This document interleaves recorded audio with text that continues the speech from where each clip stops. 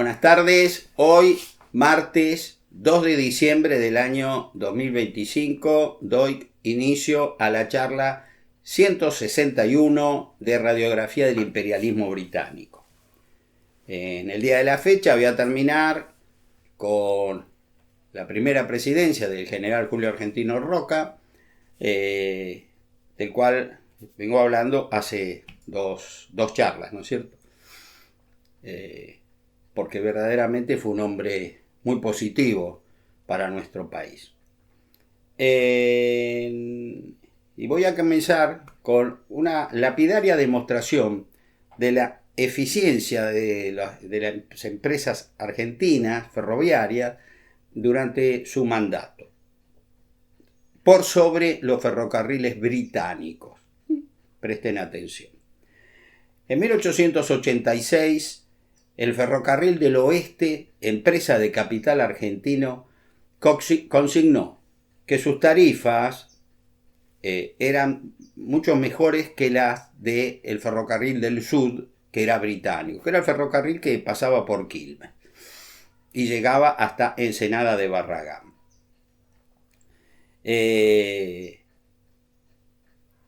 Las entradas de la empresa Ferrocarril del Oeste sumaron 13 millones de pesos.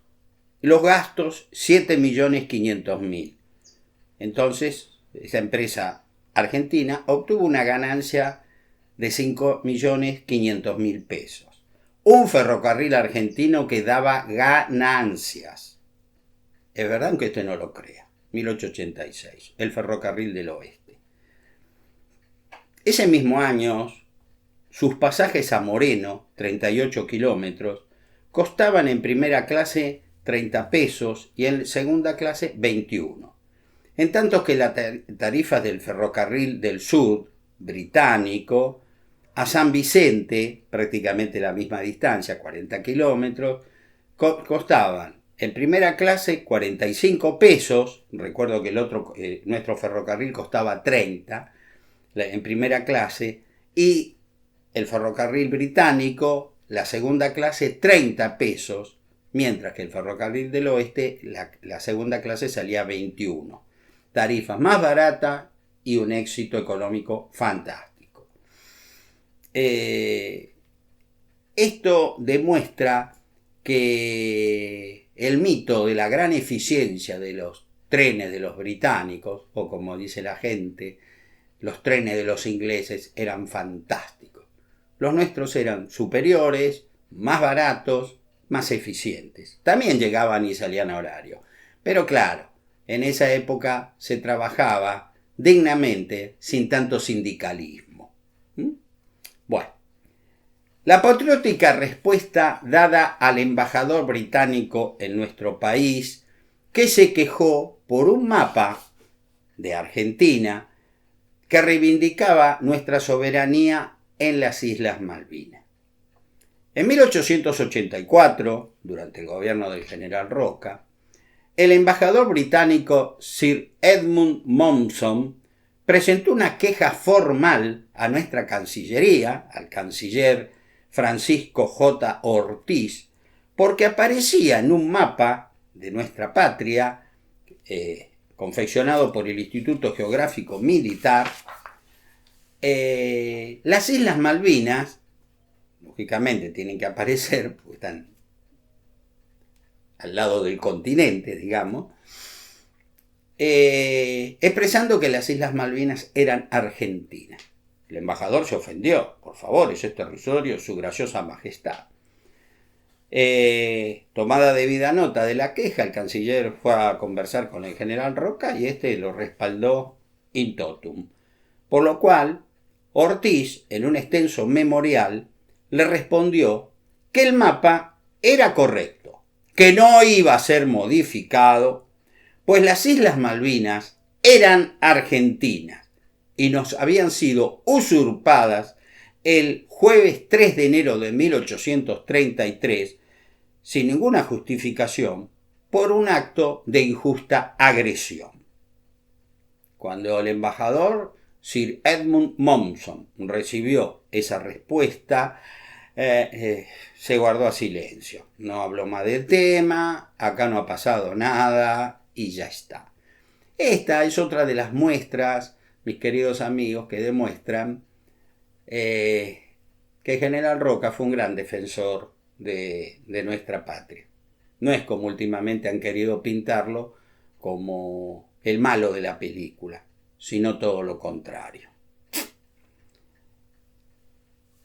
Durante el gobierno del general Roca se sancionó el 24 de septiembre de 1886 la ley 1804, por la cual fue creado el Banco Hipotecario Nacional, que mediante créditos, préstamos hipotecarios a muy bajo interés, permitieron a muchísimos de nuestros antepasados construirse su propia casa. Entre el verdadero aluvión de inmigrantes italianos y españoles que llegaron a nuestra tierra, muchos de ellos eran albañiles, digamos, sabían de construcción. Entonces, ya está, se sacaba un préstamo hipotecario a pagar en 20, 30 años, país sin inflación, no se conocía lo que era inflación, con una de las monedas más fuertes del mundo.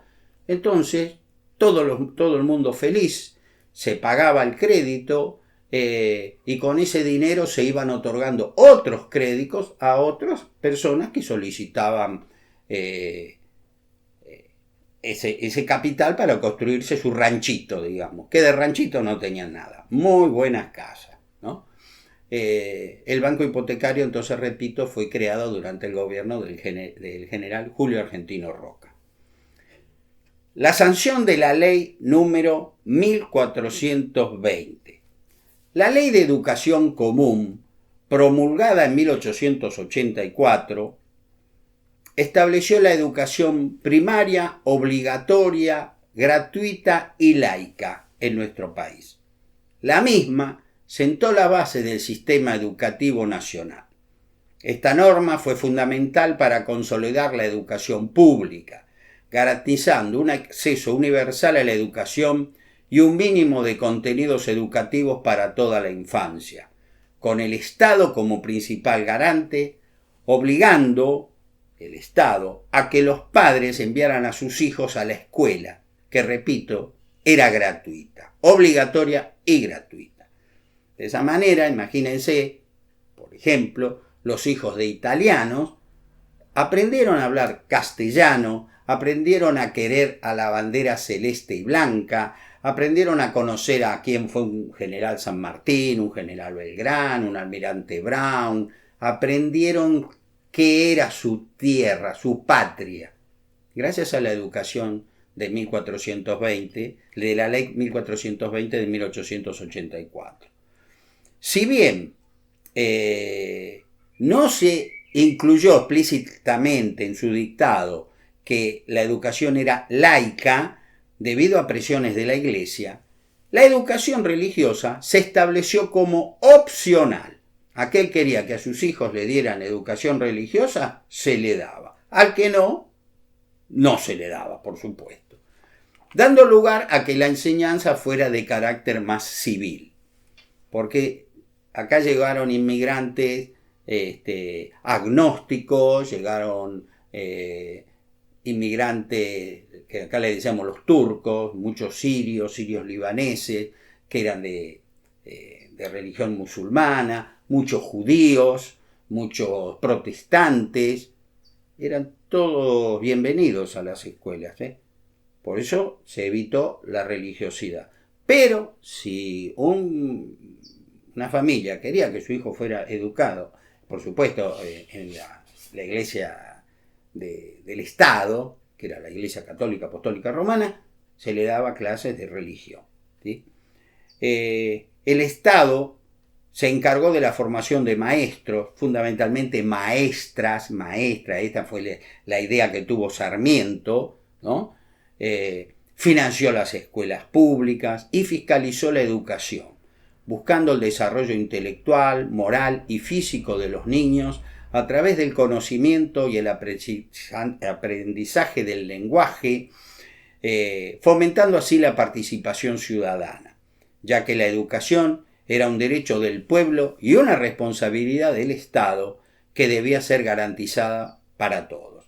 Era muy importante, hoy nos puede parecer algo nimio, algo, bueno, infantil, los actos escolares, porque en los actos escolares los alumnos, como lo hemos hecho todos en su momento, teatralizamos pasajes de nuestra historia, y lo interesante era que iban los inmigrantes, los padres, que no sabían nada de nuestra historia, y a través de sus hijos iban aprendiendo de la historia argentina, y por supuesto iban queriendo más a esta tierra de promisión que le abrió las puertas de par en par, que le permitió tener su vivienda propia, con créditos blandos, que sus hijos pudieron estudiar, no solo en la escuela primaria, luego también en la secundaria, y ni hablemos la universidad.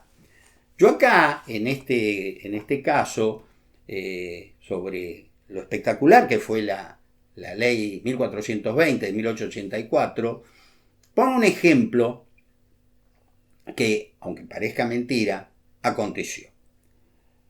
70 años más tarde de la sanción de nuestra ley 1420, en 1554, la Corte Suprema de los Estados Unidos de América declaró inconstitucional la segregación racial en las escuelas públicas. Fue el célebre caso Brown versus Board of Education, es decir, contra la Junta de Educación. Este fallo dijo, no puede haber segregación en la educación de nuestro país, en Estados Unidos. Pero en la práctica esto avanzó muy poco. 9 años más tarde, en 1963, el gobernador de Alabama, George Wallace, hizo su campaña presidencial, estuvo a punto de ser presidente luego del gobierno de Kennedy, que por supuesto todos sabemos que murió asesinado en Dallas y subió el vicepresidente Johnson, ¿no? Pero en el 64 Johnson se tenía que ir a la casa o revalidar el título, lo cual hizo y logró ser reelecto presidente de los Estados Unidos. Pero el competidor era George Wallace. Y George Wallace tenía un estribillo que demostraba qué es lo que este hombre pensaba.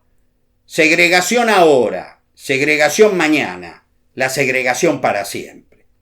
Los blancos por un lado, los negros que se arreglen. Así fue, no estoy inventando nada.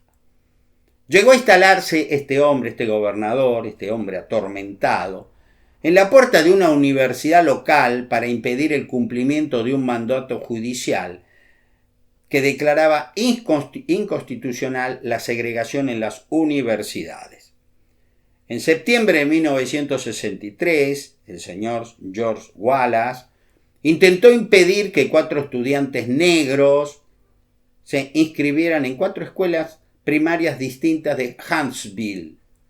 Tras la intervención de una corte federal de Birmingham, se permitió que los 4 niños ingresaran el lunes 9 de septiembre de 1963, convirtiéndose en los primeros chicos negros en integrarse a una escuela primaria y o secundaria de Alabama. En varias ocasiones, aunque ustedes estos no lo crean, búsquenlo, yo no miento, los chicos negros, los alumnos negros, pudieron ingresar a las escuelas protegidos por la Guardia Nacional, que montaban guardia con bayoneta calada.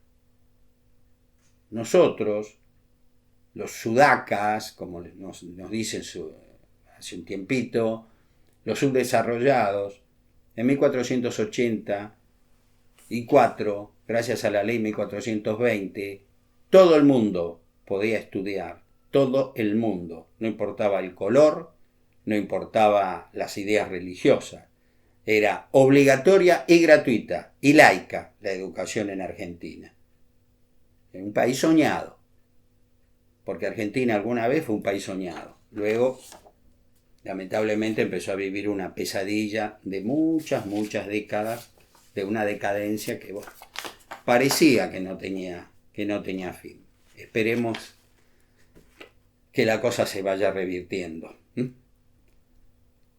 Roca deja el poder el 12 de octubre de 1886 a su sucesor, un hombre que no va a estar a la altura de los acontecimientos.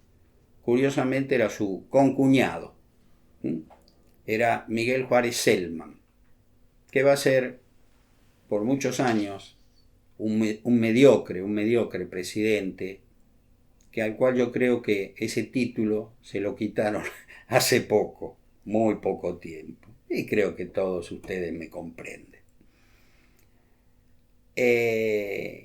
Roca lo eligió, digamos, hizo trampa, como hizo Sarmiento para que fuera Avellaneda, Avellaneda para que fuera Roca, bueno, Roca para que sea mi concuñado, hizo todo lo posible que él lo sucediera en el cargo. Creo que se habrá arrepentido tantas veces Roca de la elección. Si bien en un principio se habían pensado que su ministro de Guerra y Marina, el general Benjamín Victorica, sería quien lo sucediera, y luego pensó hasta en su ministro del Interior, ese gran patriota que fue Bernardo de Irigoyen, para no crear divisiones en el partido gobernante, terminó inclinándose por su concuñado, el doctor Miguel Juárez Celman, a quien acompañó como vicepresidente un gran amigo de Roca, como fue el doctor Carlos Pellegrini. El 12 de octubre, Roca le entrega los atributos del mando a su concuñado, que venía de ser gobernador en Córdoba, donde tuvo un gobierno, por lo que yo he leído y he conversado con algunos historiadores cordobeses, bastante positivo, bastante aceptable. Pero con la nación todo lo contrario. La grave situación financiera. La economía argentina, que venía tan bien, en 1890 va a empezar a tener grandes dificultades. Una gravísima crisis económica se abatió sobre nuestro país ese año, que tuvo un componente externo, por lo cual eso no se lo podemos imputar, es decir, Juárez Celman tuvo la culpa, y uno interno, que sí le podemos poner la corona, digamos, a Juárez Celman, porque fue un incompetente. El primer inicio de esta crisis se dio en 1885, pero como el mismo fue geográficamente muy lejano, en estas latitudes nadie se dio por enterado. Ese año, la economía británica sufrió un duro revés por razones muy complejas, entre las que se conjugaron razones climatológicas, sociales y algunos problemas en las colonias de su dilatado imperio, que afectaron la demanda interna, a resultas de la cual la poderosa industria textil se vio severamente afectada. Ustedes quieren que entiendan. Durante años los argentinos pensábamos que con una buena cosecha arreglábamos todo, lo cual no es cierto, por supuesto. Bueno, los británicos decían que con la venta de sus telas, de sus productos hechos con sus telares mecánicos, ellos jamás iban a padecer problema alguno. Pues lo padecieron. Empezaron en 1885. Como consecuencia de ello, en 1887, las ventas de nuestras lanas, les recuerdo, mis queridos amigos, que éramos el primer exportador del mundo, de lanas del mundo. Nosotros les vendíamos fundamentalmente toda la lana que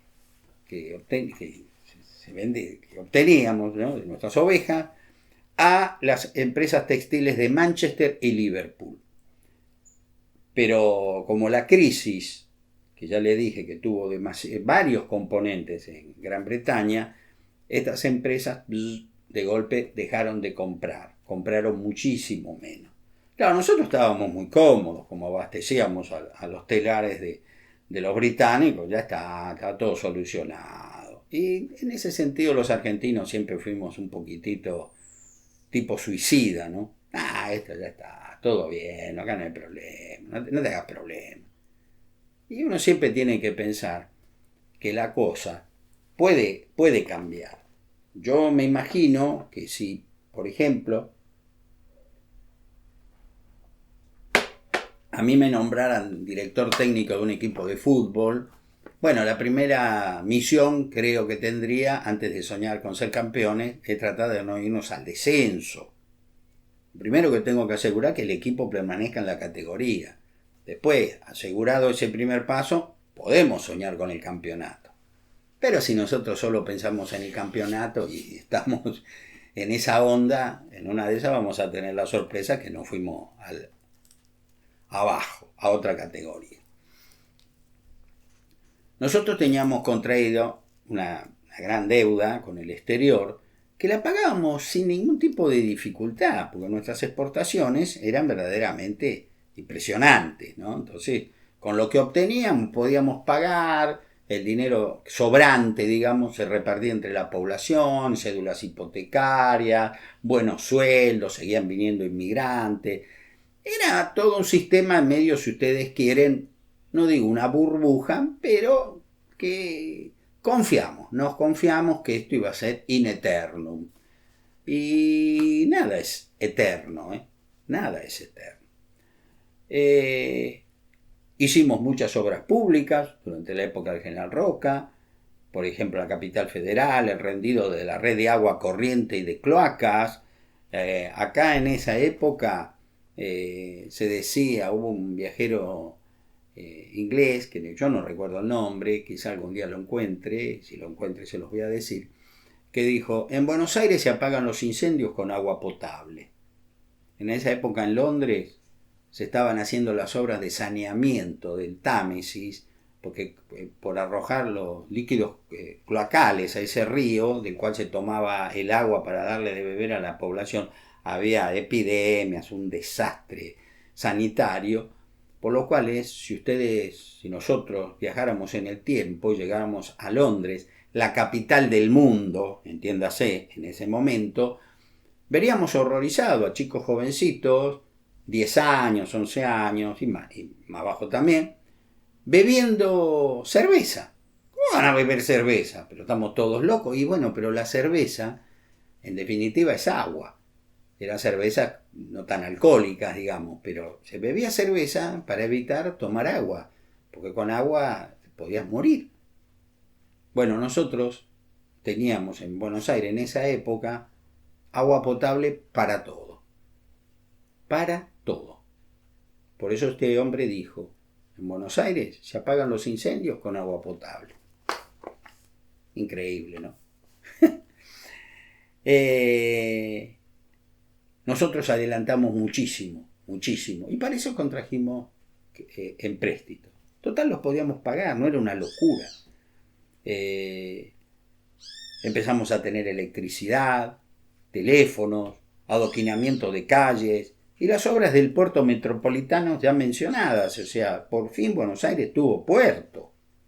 Por fin uno nacido en Buenos Aires podía decir soy porteño porque tengo puerto. Antes decíamos soy porteño y no tenía puerto.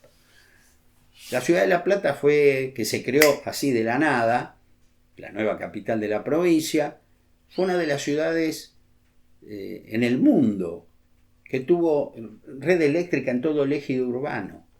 Increíble. Fue premiada el diagrama de la ciudad, los adelantos, en una exposición mundial que se realizó en París en 1889 para conmemorar los 100 años de la Revolución Francesa, que le cuento a título de anécdota, no está en la obra, pero se puede contar una anécdota. Se hizo un monumento para esa exposición, el cual, luego que terminara la exposición, lo iban a tirar abajo. Ese monumento era la Torre Eiffel. Aunque ustedes no lo crean, construyeron la Torre Eiffel para que durara el tiempito que estuviera la exposición. Después lo íbamos a tirar abajo. Después cuando la vieron, entonces, no, dejémoslo, que es preciosa. Aunque ustedes no lo crean. el dinero que gastaron en esa exposición en construir la Torre Eiffel, fíjense, en un segundo los franceses la iban a destruir. Menos mal que no lo hicieron, que primó el cerebro, ¿no?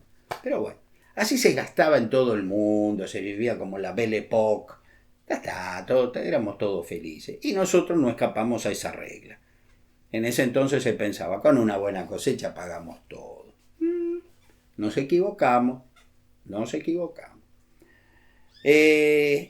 El general Roca, cuando sube al gobierno en 1880, tenía una deuda pública de 83.500.000 pesos oro, que era una fortuna. Cuando él se va, con todas estas obras realizadas, obras extraordinarias, algunas de las cuales hoy todavía seguimos usufructuando, como las cloacas, la deuda era de 151.500.000 pesos oro. No llegaba al doble, estaba cerquita, pero no era el doble. Pero uno puede decir, pero se hizo muchísimo, muchísimo. Así que el dinero no se despilfarró, el dinero se gastó en obras como las que acabo de decir. Teníamos hasta teléfono, con eso le digo todo. Uno de los primeros ciudades que tuvo teléfono fue Buenos Aires. La sanción de la ley de bancos nacionales garantidos. La ley número 2216 lleva el nombre ese, Ley de Bancos Nacionales Garantidos. La misma estaba inspirada en el sistema que se usaba en los Estados Unidos de América y era bastante simple. Cualquier entidad bancaria que contara con un capital mínimo de 25.000 pesos oro podía emitir billetes garantidos con fondos públicos nacionales. Los bancos que querían ingresar a este sistema debían comprar a la nación dichos fondos, que eran los títulos de la deuda pública, captada, como se ha visto, en su mayor parte en el exterior, en especial Gran Bretaña. ¿Por qué? Por las inversiones realizadas en los ferrocarriles, pagando su precio en oro. A medida que ingresaba a dicho banco los viejos billetes en circulación, debían ser elevados al Banco Nacional para ser destruidos. O sea, entraban esos billetes, se los remitía al Banco Nacional y ahí eran destruidos, para no exagerar el circulante, porque tener muchos billetes genera inflación, aunque haya muchos economistas hoy día que no lo crean, pero bueno, es así. El sol sale por el este y se pone por el oeste, aunque a usted no les guste. Para controlar a los bancos que participaban en la operatoria, se creó la Oficina Inspectora de Bancos Nacionales Garantidos. Si bien entre los estadounidenses el sistema funcionó exitosamente, en Argentina los especuladores financieros que habían comenzado a actuar oficialmente en 1876, al cerrar el presidente Nicolás Avellaneda la oficina de cambio, se percataron de algunas fallas de esta ley, ¿no? Y vieron la oportunidad de sacar su provecho. Esto es cosecha propia. Lamentablemente no debieron esperar mucho tiempo para actuar, pues cuando las provincias manifestaron su interés en incorporarse a ese circuito financiero, los especuladores vieron su oportunidad y aprovecharon su ingreso, el de las provincias, para desnaturalizarlo y transformarlo en un espurio medio de obtener fabulosas ganancias por medio de la especulación. Como ustedes verán, mis queridos amigos, como dijo el célebre rey de Israel, Salomón, nada nuevo bajo el sol. Hecha la ley, hecha la trampa. La fraudulenta maniobra se realizó del siguiente modo. Un banco provincial compraba a la nación pagando en oro los títulos de la deuda externa, quedando a partir de ese momento en condición de emitir billetes garantidos. En vez de enviar esos títulos de la deuda pública al Banco Nacional, como la ley ordenaba, o aprovechando algunos resquicios legales que los especuladores habían encontrado en la normativa, no lo hacían y en cambio los utilizaban para garantizar préstamos que se obtenían en el exterior, especialmente en Gran Bretaña, que por supuesto vio la oportunidad y los dejó hacer a estos vivillos argentinos, como diciendo, de enero a enero todo es para el banquero, yo soy el banquero, yo voy a hacer el gran negocio. Y lo hicieron. El negocio no comprometía al Banco Provincial, pues si en definitiva algo salía mal, esos títulos tenían la garantía de la República Argentina, no de la respectiva provincia. O sea, esa broma, entre comillas, la íbamos a pagar todos los argentinos. La clásica viveza criolla, que de viveza no tiene nada, en fin.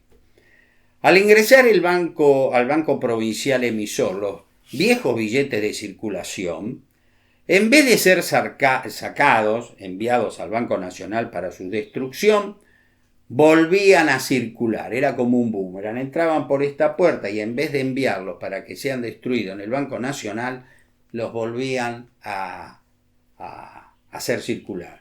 Es decir, vendría a ser como una especie de plan platita de reciente aplicación y nefasto resultado. Y eso mismo aconteció en esa época. Por eso repito, nada nuevo bajo el sol. Las provincias circulaban de ese modo dos monedas al mismo tiempo. Y al incorporarse esa verdadera locura financiera, el dinero proveniente de los préstamos en el exterior, la situación comenzó a salirse de control. Al entrar tanto dinero, era papel pintado que la gente se lo sacaba de encima, porque verdaderamente se daban cuenta que eso no servía a nada. Entonces la gente compraba, el que tenía dinero, cualquier cosa, compraba bienes, aunque no los necesitara. Por medio de un malentendido sentido del federalismo, se impedía y o dificultaba en forma delictual el accionar de la Oficina Inspectoras de Bancos Nacionales Garantidos, expresando que la misma era porteña, intromisión que ellos no iban a permitir en sus asuntos internos. Y de ese modo, al defender su autonomía provincial, esos bancos provinciales, quedaron literalmente sin ningún control. El resultado de ese espurio accionar generó un fenómeno desconocido, la inflación. La especulación financiera se sale de control. En 1888 se crearon 9 bancos provinciales garantidos, es decir, con capacidad casi ilimitada de emitir billetes, pues como se expresó, no existía el efectivo control de la Oficina Inspectora de Bancos Nacionales Garantidos. No podían actuar, era porteña. La desenfrenada expansión monetaria se debió a que los bancos provinciales garantidos otorgaban préstamos con gran facilidad, requiriendo mínimas garantías a los solicitantes, pues en realidad sabían que ellos estaban entregando dinero que, sin saberlo, en Buenos Aires, garantizaba a la nación. Por esa razón, partiendo de un erróneo razonamiento, de una verdadera locura, la expansión monetaria, el plan platita, quedó fuera de control y la inflación comenzó a hacerse sentir ante un gobierno nacional que parecía ausente, porque evidentemente el doctor Miguel Juárez Celman no era la persona más calificada para gobernar nuestro país. La expansión monetaria durante su presidencia. Observen esta cifra. En 1887 el circulante alcanzaba a los 94 millones de pesos oro. 1888 aumentó a 129 millones de pesos oro. En 1889, 164 millones de pesos oro. Y en 1890 a 245 millones de pesos oro. Es decir, en 4 años prácticamente esto se triplicó. Una verdadera locura. A todo esto va a colaborar la quiebra del Banco Constructor de La Plata. Muchos deudores de dicha entidad bancaria, creada, como dice su nombre, para construir la ciudad de La Plata, la capital de la provincia de Buenos Aires, contagiados del espíritu especulativo imperante, habían solicitado dinero, préstamos a ese banco para jugar en la bolsa. Se iban temprano a la Bolsa de Comercio de Buenos Aires, se pasaban todo el día, compro papeles, esto, lo otro, lo vendía. A veces ganaban, muchas veces perdían. Ojo, la bolsa no es una broma, hay que saber lo que uno está haciendo. Y al perder en esas operaciones bursátiles, volvieron a endeudarse una y otra vez, hasta que al fin estos verdaderos paranoicos, no sé cómo calificarlos, quebraron. Y en su caída arrastraron a ese banco que en julio de 1888 solicitó su liquidación. Había prestado sin ton ni son a cualquiera. Total, Dios es argentino, ¿no? La cosa se va a arreglar sola. No se arregló. El banco quebró. Esta quiebra afectó sobremanera la situación socioeconómica de la provincia de Buenos Aires, y no pocos, entre ellos el gobierno chileno, se percataron que marchábamos hacia un derrumbe económico de dimensiones inimaginables. Y Chile dijo, epa, esto puede llegar a convenirme. Ya me voy a extender sobre el tema. Aumenta la incertidumbre económica. Yo acá, mis queridos amigos, me voy a detener porque podría, en estos pocos minutos que me falta, acelerar y explicar así muy rápido, digamos, como entre gallos y medianoche, lo que nos aconteció. Pero me parece que es importante alguna vez que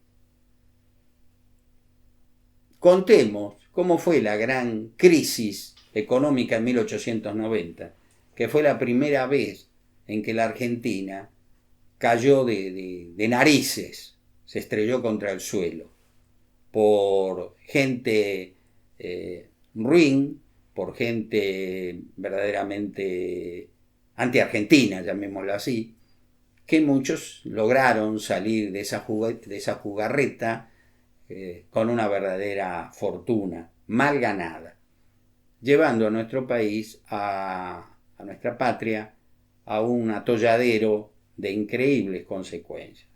Si no hubiera sido por la riqueza de nuestro suelo, creo que Argentina podría haber explotado. Por eso me parece que lo mejor que se puede hacer, en este caso, de mi parte, es detenerme y continuar con este tema tan triste, tan urticante, en la próxima charla, en la 162 que voy a dar el jueves próximo. Como siempre, les agradezco su atención, sus comentarios, siempre son bien recibidos y valorados. Y si Dios quiere, nos vemos en la próxima charla. Muchísimas gracias.